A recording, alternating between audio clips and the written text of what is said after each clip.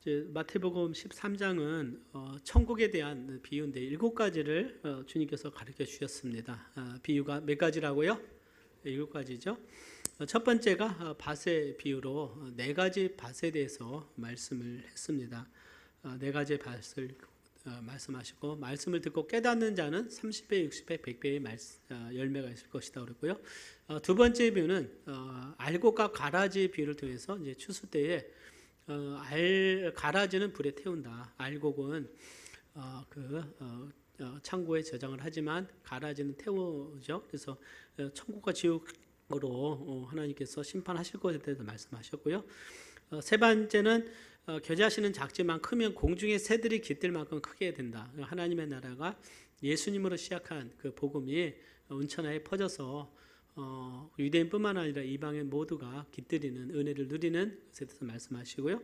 네 번째는 천국은 가루 섬 아래 넣은 누룩과 같다 그랬어요. 누룩은 빵을 부풀리듯이 순식간에 퍼져나가는 것처럼 복음의 능력은 사도행전과 같이 계속해서 퍼져나가는 것을 말씀했고, 지난번에는 다섯 번째는 천국은 밭에 감추인 뭐와 같다 그랬습니까? 보화와 같다. 보화와 같다 그랬어요. 그래서 그것을 자기의 모든 소유를 팔아서 이 밭을 사서 보화를 얻을 만큼 소중하다. 그다음에 6번째는 천국은 값진 진주를 구하는 장사와 같다. 좋은 진주를 구하니까 자기의 모든 걸 팔아서 이 진주를 샀어요. 그만큼 천국은 이 세상의 어떤 소유보다도 가장 중요한 것이 천국이고 하나님의 나라에 있습니다. 그래서 우리가 이 땅에서 아무리 좋은 걸 누려도, 이 세상에서 아무리 좋은 걸 누려도 이 하나님 나라에서 예배드리고 하나님 말씀 배우고 영적인 삶을 사는 것만큼 더 중요한 것이 없음을 믿으시기를 바랍니다. 오늘은 천국은 7번째 마지막 비유인데요. 각종 물고기를 모는 그물과 같다. 주님 말씀하셨어요. 각종 물고기를 모는 그물과 같다. 자, 예수님이 사역을 하셨던 것은 이 갈릴리 호수였습니다. 한번 보면 이 사진은 제가 찍은 겁니다. 그래서 랩에서 받은 것이 아니고 잘 찍었죠? 저희 가면 무조건 잘 나오게 돼 있어요. 너무나 이 풍경이 좋아서. 저 갈릴리 바다예요. 근데 이제 호수인데 성경은 뭐 갈릴리 호수라고도 하고 바다라고도 말하죠. 그래서 디베랴 바다라고도 하고 게네사렛 호수라고도 하는데 이게 다 갈릴리 바다예요. 그래서 이 바다라고 하면 저 지중해가 아니라 보통 성경에 보면 이 사해 또는 이 갈릴리 바다죠.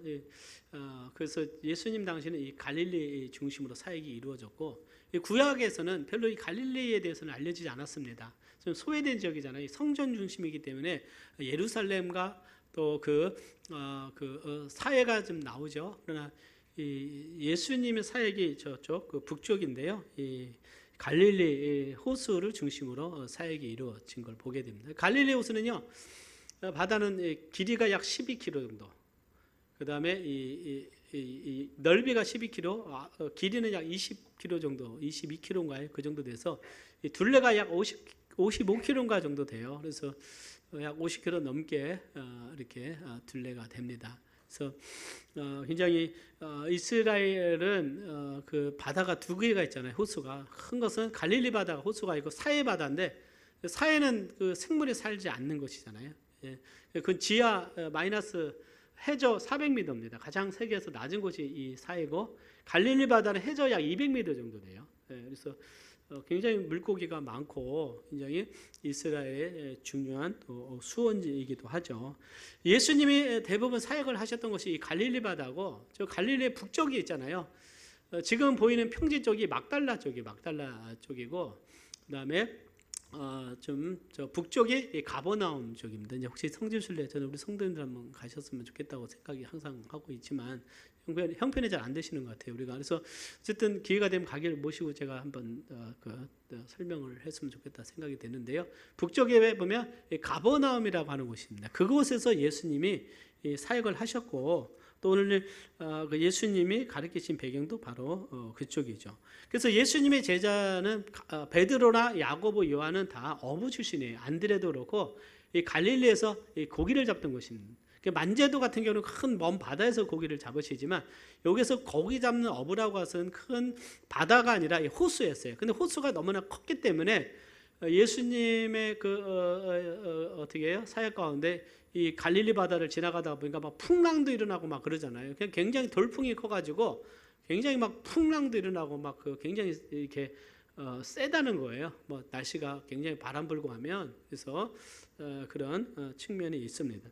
그래서 예수님께서 이곳에서 비유로 말씀을 하는데 이제 갈릴리에서 고기를 잡는 건 크게 세 가지입니다. 한번 보면 첫 번째가 낚시예요. 낚시. 예수님이 언급하신 것 중에 하나가 베드로에게 바다에 가서 네가 바다에 가서 낚시를 던져라. 그리고 먼저 오르는 고기를 입으려면 한 세겔을 얻을 것이니 그랬어요. 이게 마태복음 17장 27절인데 바다에서 던지라는 건 이 갈릴리 바다를 말하고 있는데 그래서 어떻게 해요?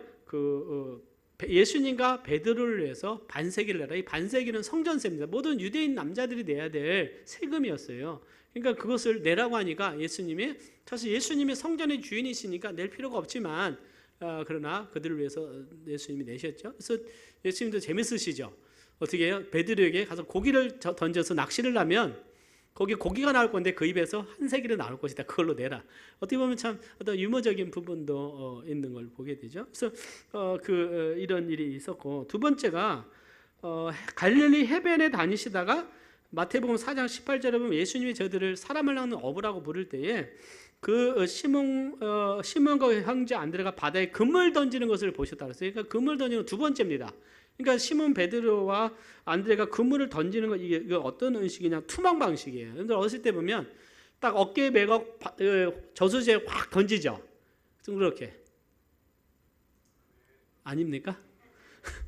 딱 던져요. 우리 주성모 형제 많이 던져봤죠? 그죠? 안 던져봤어요? 낚시 위주로 그런가요? 딱 던져요. 좀 많이 봤어요.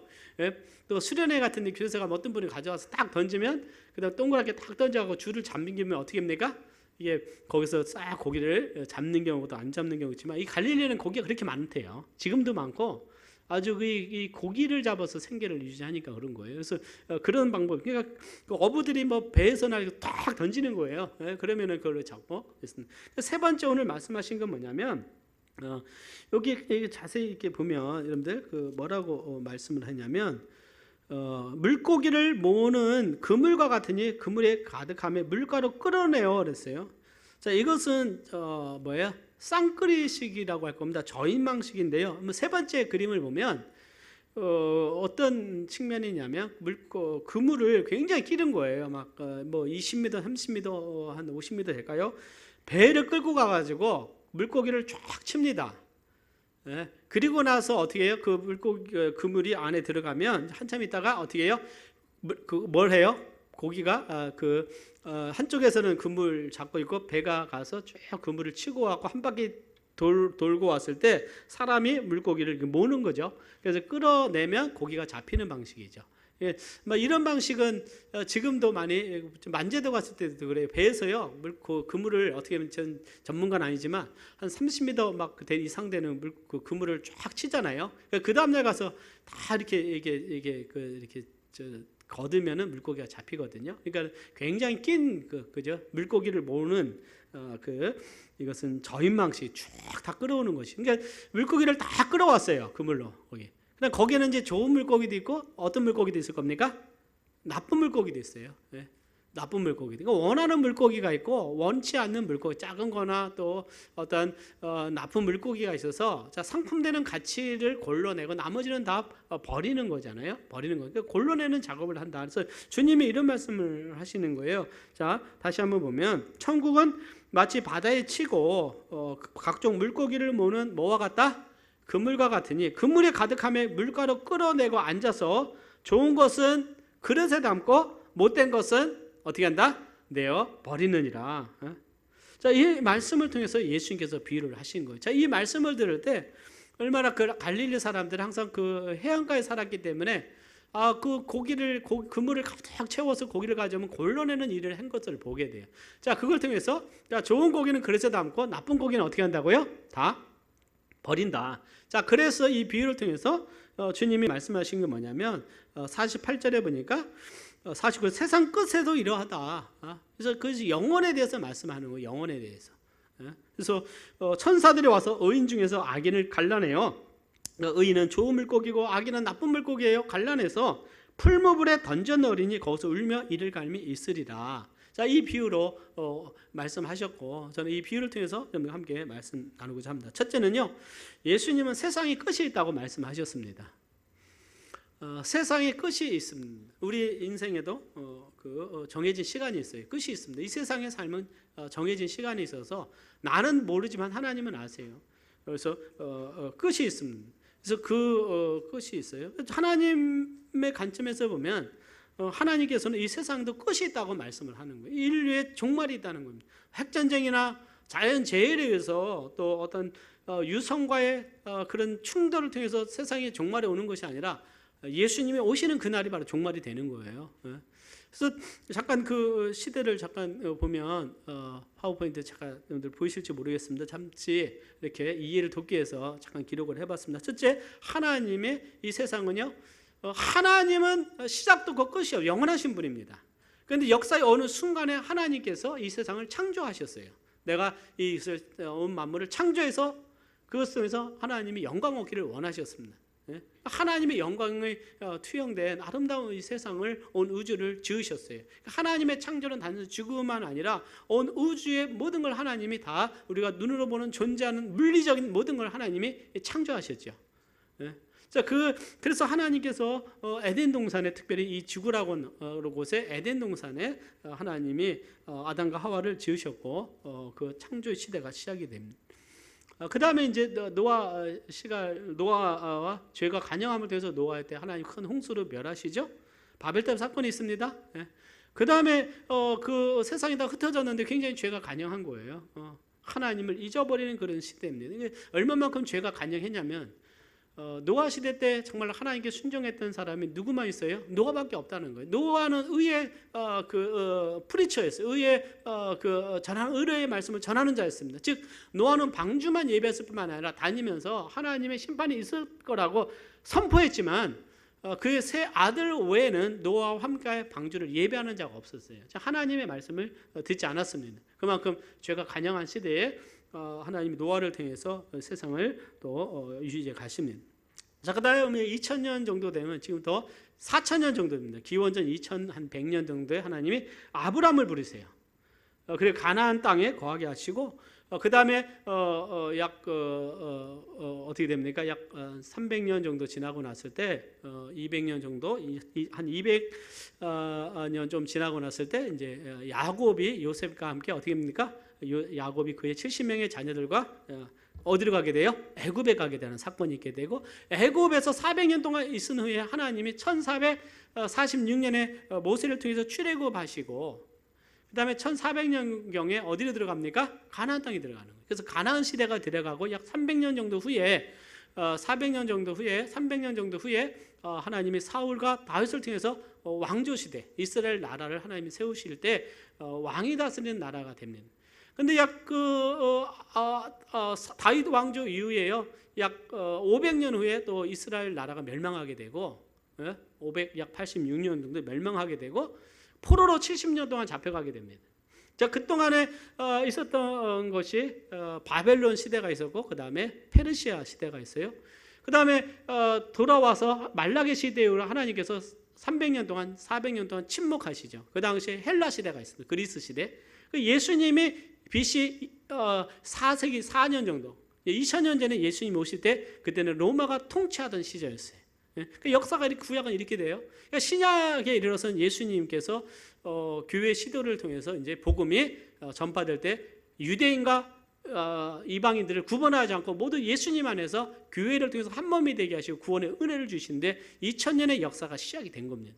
그러니까 종말은 언제냐면 예수님이 이 땅에 다시 오시는데요. 사실 종말의 시작이라고 한다는 것은 예수님이 승천하시고 이후부터 언제 오실지 모르기 때문에 이 마지막 시대가 시작이 된 거예요. 2000년을 하나님께서 기다리셨습니다. 자, 이것이 바로 마지막인데 그 다음 일어날 일을 한번 말씀드리겠습니다. 지금은 역사를 말씀드렸고 앞으로 어떤 일이 일어나느냐, 예수님께서 종말, 그러니까 크게 보면 종말인데 또 거기에 보면 좀 세부적으로 볼 필요가 있는 거예요. 그렇죠? 종말. 구약 시대 때문에 예수님이 메시아가 오신다고 했을 때 그냥 오시는데요. 또 세부적으로 보면 초림이 있고 재림이 있는 겁니다. 우리의 죄를 위해서 속죄하기 위해서 오신 예수님이고 또 이 땅에 만왕의 왕으로 그분의 나라를 세우실 그 나라에 대한 말씀이 있는 겁니다.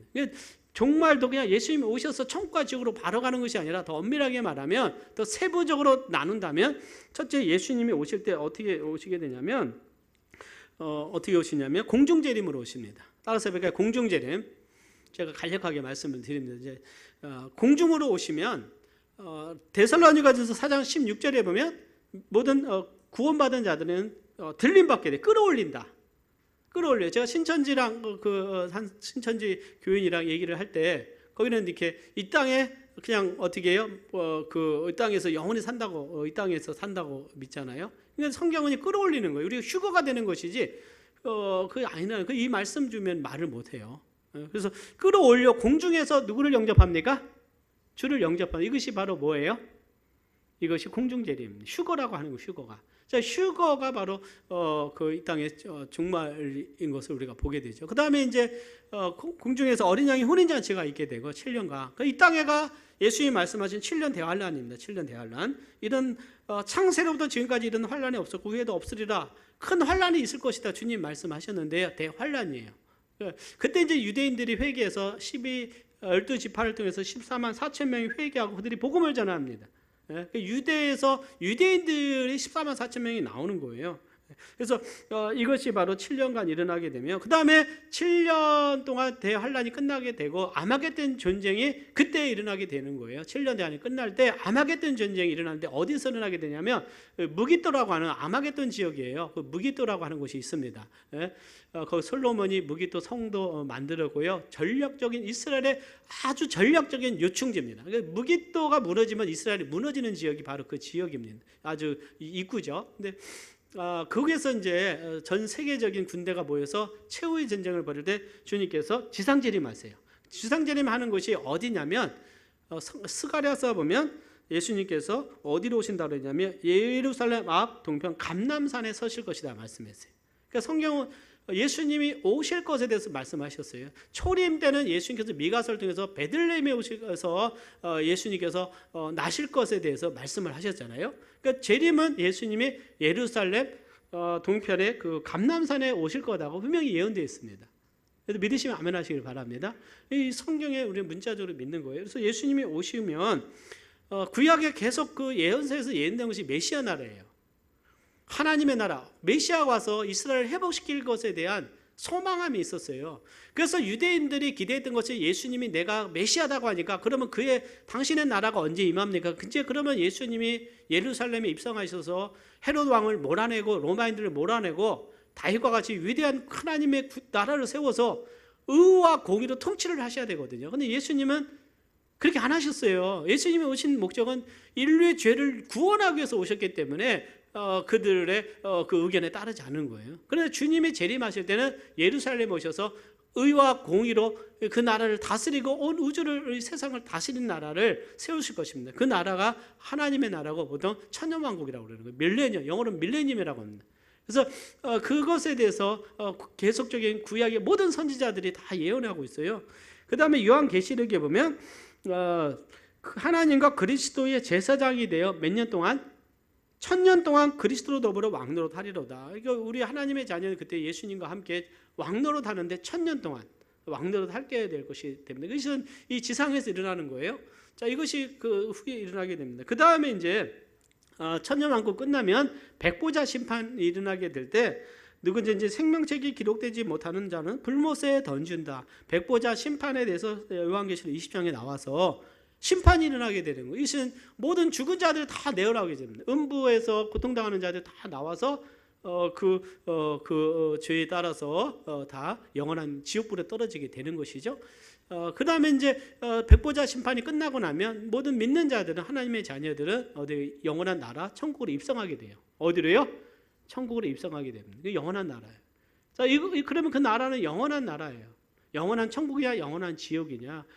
그래서 지금까지 성경은 있었던 일에 대해서도 말하지만 미래에 대해서도 일어날 것에 대해서 성경은 분명하게 말씀을 하기 때문에 이 말씀을 주시는 분은 하나님이십니다. 왜요? 그분은 역사의 주관자이시기 때문에. 이 모든 것을 설계하시고 계획하신 분은 하나님이세요. 하나님은 이 역사를 주관하시는 분입니다. 예? 우리가 그것을 믿는 거예요. 예? 그렇기 때문에 하나님을 경외하고 우리가 예배하고 그분 앞에 우리가 정말 겸손함으로 우리가 살아야 되는 것이죠. 그런데 중요한 것은 뭐냐면 많은 경우는 종말이 언제 온다 몇월 며칠 날 온다 시한부 종말론이라고 해요. 그런데 그것은 다 비성경적인 겁니다. 주로 성경에서 벗어난 이단들이 많이 하죠. 성경은 분명히 그날과 그때는 아무도 모르나니 하늘의 천사들도 아들도 모르고 오직 아버지만 아시느니라 그랬어요. 그러니까 징조들은 많이 주님 말씀하셨지만 그날이 언제 올지는 오직 주님만이 아십니다. 그래서 우리는 깨어 있으라. 어떻게 하고 있으래요? 깨어서 예수님의 재림을 준비해야 됩니다. 분명한 것은 여러분들 분명한 것은 근데 이 땅과 이 땅은 하나님의 거룩한 창 피조물이에요. 이 성경적인 관점으로 보면 이 땅과 그 나라의 죄와는 굉장히 연관되어 있습니다. 죄가 관영하면 그 땅이 더러워져서 하나님께서 그 백성들을 멸하든 또 그들을 쫓아내든 합니다. 그래서 소돔과 고모라는 대표적으로 그가 죄가 관영할 때 하나님이 불로 심판하셨어요. 가나안 족속들이 굉장히 죄가 관영할 때 그 땅을 하나님께서 몰아내셔서 이스라엘 백성들에게 주셨고 이스라엘 백성들이 범죄하니까 하나님이 그들도 포로로 보내주셨어요. 죄가 관영한 이 시대의 특징이 뭐냐면 노아 시대 때와 같이 마지막 시대 때는요. 하나님께서 이 여러 가지 자연을 통해서 땅을 통해서 메시지를 보내는 거예요. 최근에 보면 어느 때보다 이 지구가 몸살과 고통을 안고 있습니다. 이번에 미국에 지난주 왔는데 미국 역사상 두 번째로 가장 큰 태풍이었다는 거예요. 허리케인이잖아요. 바하마가 수천 명이 실종이 되고 완전히 초토화가 돼버렸어요. 이거는 굉장히 지금 미국 캐롤라이나주나 해안가는 완전히 홍수로 완전히 물에 잠그고요. 두 번째 역사상 두 번째 아마존 같은 경우도 엄청나게 불 타고 있고 올 여름에 얼마만큼 이 유럽이 더웠고 여러 가지 자연뿐만 아니라 도덕적인 타락들. 그 호주 같은 경우는 이제는 아이가 태어나면 성별을 자기들이 결정할 수 있는 권한을 주어졌어요.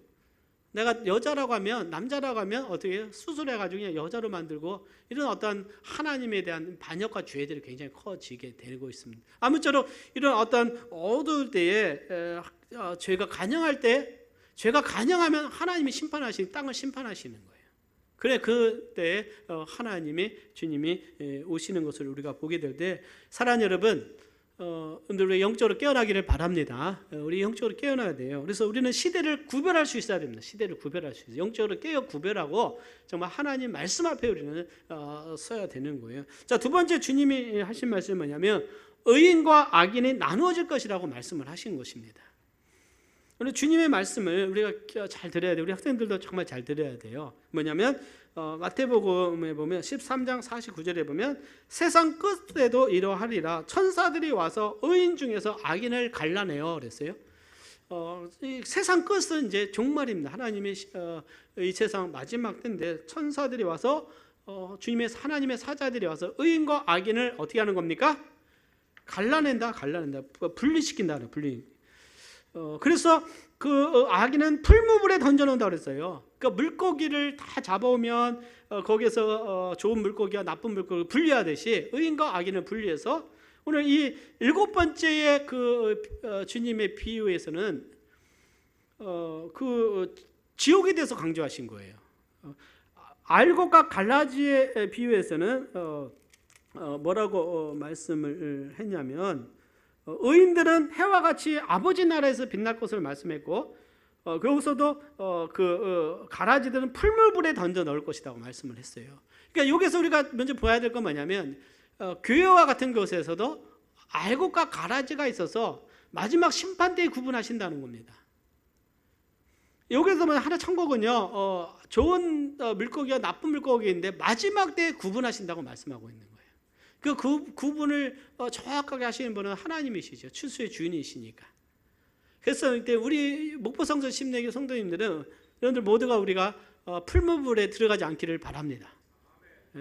이게 굉장히 중요한 부분인 거예요. 하나님은 말씀대로 성취했어요.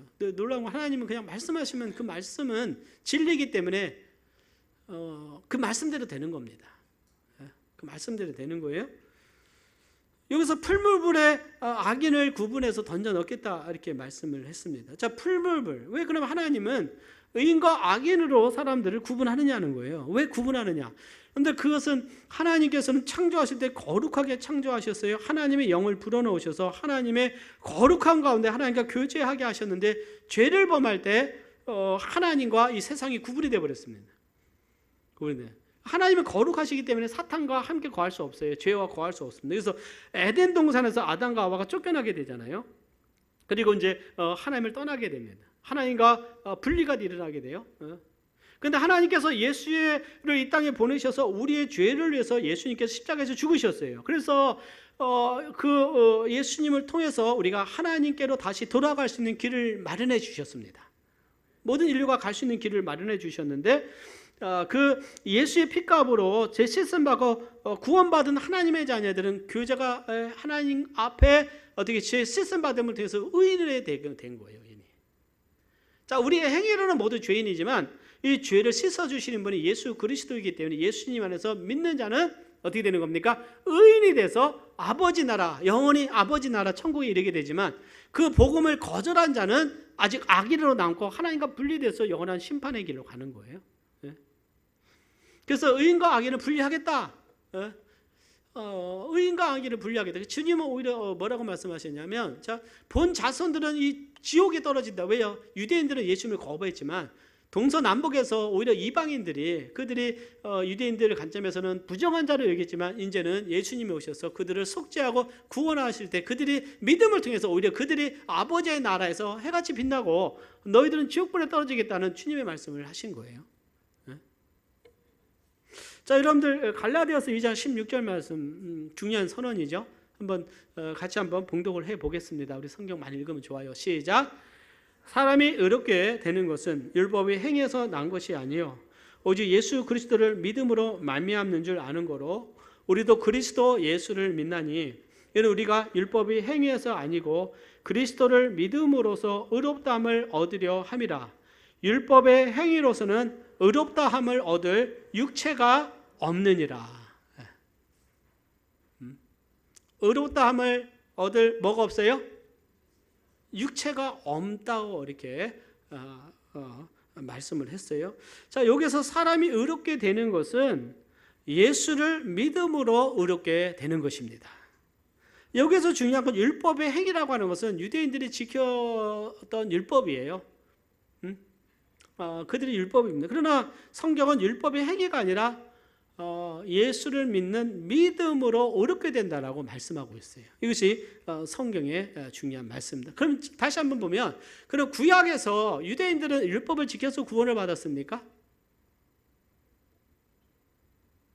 하나님께서 유대인들에게 율법을 주셨잖아요. 율법을 지켜서 그들이 의롭게 되었나요? 아닌 거예요. 그 상징이 유월절 애굽에서 나갈 때 그들이 유월절 어린 양의 희생양을 통해서 그들이 구속함을 얻죠. 하나님의 민족적으로 그들이 어떻게 구속함을 얻어서 하나님의 민족이 되는 겁니다. 자, 그 다음에 성경에 보면 그들이 이제 그 다음 세대도 계속 하나님께 나올 때 그 희생 제물을 통해서 그들이 자신의 죄를 속죄를 받아야 돼요. 자, 레위기 1장 4절에 보면 번제에 대해서 나오는데, 그런데 그 구약은요, 예수님에 대한 그림자입니다. 굉장히 똑같은 양면이 동전의 양면과 같습니다. 그래서 오늘 그 말씀에 보면 52절에 보면 새 것과 옛 것을 그 곳간에서 내오는 집주인과 같다고 그랬어요. 그래서 이걸 통해서 성경 전체를 보는 안목이 필요합니다. 자, 레위기 1장 4절에 보면 그가 번제물의 머리에 안수할지니 그리하면 연락되어 그를 위하여 속죄가 될 것이다 그랬어요. 속죄를 받는다는 건 죄를 용서받는 것입니다. 죄를 씻음 받는 거예요. 그런데 번제 머리에 안수한다는 희생 제물을 소를 가져거나 양을 가져오면 머리에 손을 얹는 거예요. 머리에 뭘 얹는다고요? 손을 얹었어요. 우리 아이들은 강아지 머리에 손을 얹죠. 뭐라고 얹어요? 귀엽다고 올리지. 내 죄를 자백한다고 올리진 않잖아. 그죠? 근데 이스라엘 백성들은 어떻게 해요? 그 손을 가져오면 머리에 손을 올리고 자신의 죄를 자백했어요. 그러면은 내 죄가 어디에 전가되는 겁니까? 희생 제물에 전가가 돼요. 그리고 그 나를 대체해서 대신 그 소가 피 흘리면서 죽어요. 근데 그 소를 누가 잡는지 아세요? 제사장이 잡습니까? 예배자가 잡습니까? 제일 범한 사람이 와서 자기가 소를 잡아요. 양을 잡고. 그래서 어떻게 그걸 자기가 잡는 거예요. 자기 죄 때문에 자기가 이걸 대신 죽는 거예요, 이게. 그걸 죽는 거예요. 자, 그렇게 되면 그 소가 대신 죽어 피 흘려 죽었어요. 그러면 하나님께서 그 연락하실 때 너희가 속죄가 됐다, 죄 씻음 받았다는 거예요. 자, 그때 그 이스라엘 백성이 와서 하나님 앞에 가서 내가 지난주에 어제 내가 금식 기도하고 내가 기도 많이 했고 내가 구제했고 내가 하나님 앞에 내 죄를 자백했고 뭐 그 아무 소용이 없어요. 하나님 그런 것은 더러운 누더기와 같다. 우리는 하나님 앞에서는 단지 하나님 보신 그 피를 보신 거예요. 희생 제물의 피를 보시고 피를 뿌림을 통해서 속죄함을 받는 것을 보게 된 거예요. 그런데 중요한 것은 그때 나오는 자의 믿음이 그 사람의 죄를 속죄하는 것입니다. 이 희생 제물이 어린 양이 내 죄를 속죄한다. 이래서 곧 오실 메시아에 대한 믿음인 거예요. 그래서 구약시대는 오실 예수님을 바라보면서 구원을 받는 것입니다. 그래서 그 믿음을 통해서 구원을 받고 신약에서 오신 예수 그리스도가 내 죄를 속죄한 것을 그 믿음으로 고백함을 통해서 내가 구원받아 하나님의 자녀가 되는 것입니다. 근데 내가 어떻게 해요? 당신 구원받았습니까? 하나님 자녀가 됐습니까? 물어보면 제가요 새벽기도도 하고 제가 11조도 잘하고 또 내가 말씀도 깨닫고 때로 뭐 방언도 하고 내가 뭐도 하고 이거 더러운 하나님 앞에 더러운 누더기와 같다는 거예요. 우리의 구원해 주는 예수 그리스도임을 믿으시기를 바랍니다. 그래서 의인되는 구주는요 예수님. 그래서 우리가 예수를 통해서 우리가 구원을 받아 하나님의 자녀가 되는 것이죠. 그런데 이 예수 그리스도 주신 그 십자가의 은혜와 이 공로가 얼마나 큰가 하는 거예요. 그러니까 주님께서 나를 기념하라. 정말 이것이 우리를 구원하신 은혜인데 구원의 은혜가 얼마나 크고 하나님의 사랑과 하나님이 얼마나 우리를 사랑하셨는지를 우리는 깊이 더 깨달아 알기를 원합니다. 더 우리 깊이 깨달아야 돼요. 그 하나님은 구원 어느 순간에 예수를 딱 보내신 것이 아니라 성경 전체의 역사는 그 모든 것이 오실 예수님에 대해서요 무용으로 보여주시고 우리에게 보여주셔서 너 같은 죄로 말미암아 영원한 지옥불에 떨어질 수밖에 없는 풀무불에 떨어질 수밖에 없는 우리이기 때문에 하나님은 사랑하셔서 우리를 다시 어떻게 하나님의 품으로 부르시는 그 사랑의 은혜임을 보게 되고 예수 안에서 우리를 새롭게 거듭나게 하셔서 성령으로 거듭나게 하셔서 우리를 성전 삼은 놀라운 은혜를 주신 줄 믿습니다. 이것이 바로 레위기와 또 출애굽에서 가르쳐 주는 거예요. 자, 죄인은 누구냐? 그러면 죄인은 누구냐? 우리 모두가 죄인이잖아요. 그런데 죄인은 누구냐? 예수의 그 보혈을 거부하는 자들입니다. 복음을 거절하는 자예요. 복음을 믿지 않는 거예요. 하나님을 믿지 않는 것입니다. 그렇기 때문에 데살로니가서 1장 7절 9절에 보면 예수가 오실 때 예수께서 제 능력의 천사들과 함께 하늘로부터 불꽃 중에 나타나실 때에 하나님을 모르는 자들과 우리 주 예수의 복음을 순종치 않는 자들에게 뭘 주신다 그랬어요? 형벌을 주시리니 있어요. 그래서 영원한 멸망의 형벌을 받으리라. 영원한 형벌을 받으리라. 복음을 거절하게 되면 이런 영원한 형벌을 받게 되는 것입니다. 사랑하는 여러분, 오늘 우리는 예수님을 통해서 구원의 온전한 확신 가운데 살아가기를 바랍니다. 다니엘서는 이런 고백을 해요. 땅의 티끌 가운데서 자는 자 중에 많을 게요 영생을 얻는 자도 있겠고 수욕을 받아서 무궁히 부끄러움을 입을 자도 있을 것이다 그랬어요. 그러니까 어떻게 부활을 하느냐네요. 의인의 부활과 악인의 부활 중에 우리는 의인의 부활로 하나님 앞에 서는 하나님의 자녀가 되기를 원합니다. 그래서 두 가지로 주님께서 나누신다 그래서 세 번째 포인트는 주님 말씀하신 게 뭐예요? 13장 50절 말씀 같이 한번 보고 넘습니다. 의인 중에서 악인을 갈라내어 시작 풀무불에 던져 넣으리니 거기서 울며 이를 갈미 있으리라. 그래서 주님은 악인은 지옥에서 고통을 당할 것이라고 말씀하셨어요. 고통을 당할 것이라고 말씀하셨습니다. 지난주에 미국에서 그 캘리포니아 쪽에서 휴가차로 한 큰 보트 배를 타고 갔다가 그 배에 불이 났잖아요. 불이 나서 약 30명 넘는 사람이 거기서 사망을 했습니다. 순식간에 불이 나니까 새벽에 잠을 자니까 불이 나니까 못 나가고 거기서 그냥 여러분들 그 배에 불 타면 굉장히 무섭잖아요. 그 안에 막 기름도 많고 순식간에 팍 해서요. 미국이 안전이 얼마만큼 잘 된 나라잖아요. 그 한 5명인가 제 기억으로 이렇게 생존하고 다 그 안에서 그냥 그 바다에 물이 있는데 거기서 불에 타서 가둬서 불에 타서 다 사망을 한 안타까운 일이 있었어요. 일가족도 휴가차 갔다가 굉장히 슬픈 일이죠. 만약에 그런 사실을 알았다면 안 갔겠죠. 예를 들어서 그런 일이 있을 거라고 한다면 그건 아무도 몰랐겠죠. 그죠? 그건 아무도 모르죠. 안타까운 어떤 우리의 삶에 일어나는 일들은 알았다면 안 갔겠죠. 누군가 알았다면 경고했겠지만 그 사실은 아무도 모르는 거예요. 아무도 모르는 거. 참 안타깝습니다. 근데 중요한 건 예수님께서는 지옥의 심판이 있을 것을 경고를 했지만 이 경고를 듣고 정말 이것에 대해서 경각심을 갖고 내 죄를 회개하고 하나님 앞에 구원받은 자로 서기 위해서 얼마나 부단히 노력하느냐. 우리 부모들은 우리의 자녀들이 지금 구원을 받았나? 정말 그 영혼에 대해서 살피고 그 영혼에 대해서 기도하고 하나님 앞에 정말 거듭난 자로 살아가고 있는가? 이 부분에 대해서 우리는 깊이 생각을 해야 되는 거예요. 왜냐하면 이 심판이라는 것은 너무나 무섭습니다. 여러분들 예수님이 성경에 보면 지옥에 대해서 가장 많이 가르치신 분이 예수님이에요. 예수님의 교훈 중에서 가장 많은 주제가 지옥이었습니다. 지옥. 그 유대인들의 강박함들, 그 유대사에서 그들을 향해서 지옥의 판결을 어떻게 네가 피하겠느냐? 지옥에서 정말 거기는 구더기 되주자고 소금 치듯 하면 고통당할 것이다. 주님이 계속해서 말씀하신 것이 바로 지옥이에요. 지옥. 그래서 오죽하면 주님께서는 형제를 미련한 놈이라 하는 자도 지옥불에 들어가고 눈이 실족하면 빼버려라. 지체가 팔이 없이 오른 눈이 없이 그냥 천국에 가는 것이 죄지지 않고 천국에 가는 것이 낫다. 그만큼 이 지옥이 무서움을 말씀하고 있는 거예요. 그리고 몸과 영혼을 능히 지옥에 멸하시는 자를 두려워하라. 하나님을 두려워하라. 사람들은 몸을 죽일 수 있어요. 어느 환경 속에서 우리를 두렵게 하는 환경 때문에 사람이 하나님보다 이 세상이나 세상의 사람들을 두려워해서 하나님을 떠나서 생활하는 경우가 많습니다. 여러분들 정말 하나님을 두려워합니까? 때로는 여러분들이 살아가면서 나의 권위자나 또 나를 주위에 있는 사람을 더 의식하고 있냐 하는 거예요. 하나님을 두려워해야 된다. 하나님을. 여러분들 삶에 가장 두려워하는 사람이 누구냐는 거예요. 하나님을 두려워하며 살아가고 있습니까? 아니면 정말 여러 가지 내 삶의 연관에 있는 그 속에서 하나님보다 더 두려워하고 살아가고 있냐? 그러니까 나를 움직이는 내 마음에 움직이는 그분이 나의 권위자예요. 권위자예요.